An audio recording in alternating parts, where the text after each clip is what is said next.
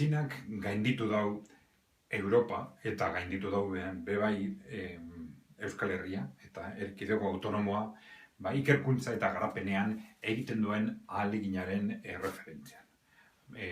Badakizuenez, erkidego autonomoa 2tik azpia geratu da, Europar Batasunaren referentziatik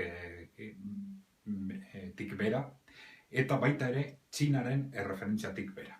Horrek oso gai eta oso datu adierazgarria da.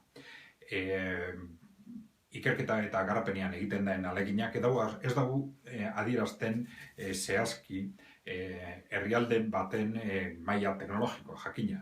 Baina bai adierazten dau herrialde horrek gerora begira izango duen maila teknologiko. Edo behintzat oso referentzia zuzena da etorkizun hori aurreikusteko. Zer gertatzen ari da? Nahiko argi esan da, Txinaren politika ekonomikoak oso zehaztuta eta oso bideratuta dagoz etorkizun ekonomikoran, garapen ekonomiko eta sozialera.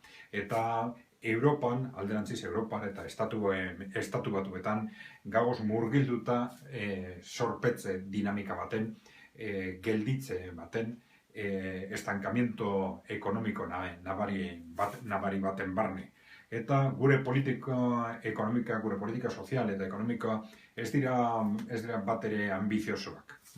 Ez dira ambiziosoak eta baita gobernuetan dauden alderdien aldetik, oposizioan dauden alderdien aldetik, gizartea bera ez da gai aurre egiteko gelditze egoera horri.